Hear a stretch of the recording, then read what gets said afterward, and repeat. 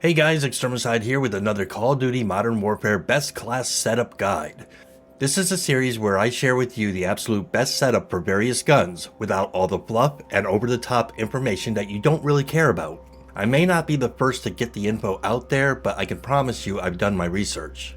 But keep in mind that these are my viewpoints and maybe you will and maybe you won't agree or disagree with them. And that's fine. I won't be getting overly technical by supplying statistics in these guides. Every time Modern Warfare receives a new patch and a weapon gets buffed or nerfed, those numbers change. So I'm not going to waste my time and yours giving you information that is going to end up being inaccurate in about a month's time. With all that out of the way, let's get started. So in today's best setup, we are talking about the Dragunov Sniper Rifle. The Dragunov is unique in the aspect that it is the only semi-automatic gas-operated sniper rifle in Modern Warfare. It has very good range and high damage, dealing a one-hit kill from the chest up. Anywhere else on the body will require a second bullet to kill.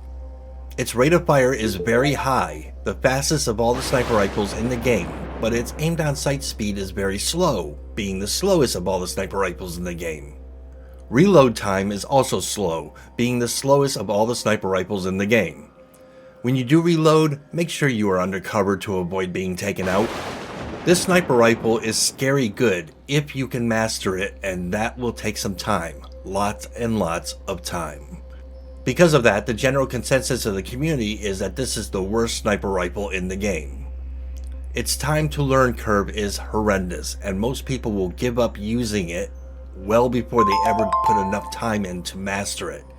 And when I say give up on it, I mean rage quit, give up on it. It's a frustrating gun to use. Everything about this gun is done better by either the HDR or the AX50. The Dragunov's rate of fire is the only exception. It's extremely fast, but that alone may not be enough to entice people to try and to stick and stay with it. However, if you do stick with it and you practice, and even more practice, you'll start to realize that the Dragunov is kind of scary good once mastered. Let me know if you're one of the few people who have actually given this sniper rifle some love in the comments below. Since the Dragunov is already difficult to use, I have focused on making this setup more reliable for mid-range confrontations instead of long range.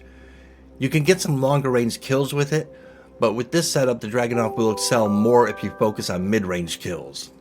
This setup will do well in both core gameplay and in Warzone, but to be completely honest, I would bring the HDR or the AX50 to Warzone first before choosing the Dragunov.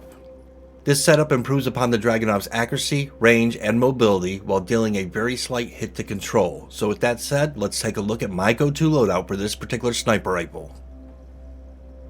Alright, let's jump right into this. First we're going to head up the muzzle, and the first thing we're going to select is the monolithic suppressor. This is going to increase our damage range, and more importantly, it's going to keep our shots from showing up on the radar while in Warzone. Next, we're going to skip over the barrel, and we're going to select the 660mm extended barrel, which is going to increase our damage range, our bullet velocity, and recoil control, everything that this gun needs. Then we're going to jump over to laser. We're going to select the TAC laser, which is going to give us some aim down sight speed, aiming stability, and aim walking steadiness. Normally, I would not put a green laser on any gun because it gives away your position, but seeing that this is a sniper rifle and we're already going to have a sniper scope, which is going to shine and give away your position regardless, putting a TAC laser and gaining these pluses is well worth it. Next, we're going to select optic, and optic is pretty much a personal choice. You can select anything that you want, but I found for this particular gun, the variable zoom scope works really well. And finally, we're going to head over to stock, and we're going to select the F-TAC Stalker Scout, which will increase our aim down sight speed even more. Now, the only thing this gun needs is the perfect loadout. Okay, so here's the deal. I was on the fence on whether or not to include the loadout that I use when leveling this gun up, but I kinda knew that if I didn't include it, someone was gonna ask for it, so here it is. Now, keep in mind that this is only an example loadout, a suggested loadout, that worked well for my playstyle and my strengths. This may not necessarily be a best fit for you. Only you know what your playstyle is like and where your strengths lie. With that said, I strongly urge everyone to modify this example loadout to best suit your own gameplay style and strengths. The loadout overall is a personal thing, so make it personal to your own playstyle. And that brings us to our question of the day. Okay. Alrighty. So let me know your answer in the comments below.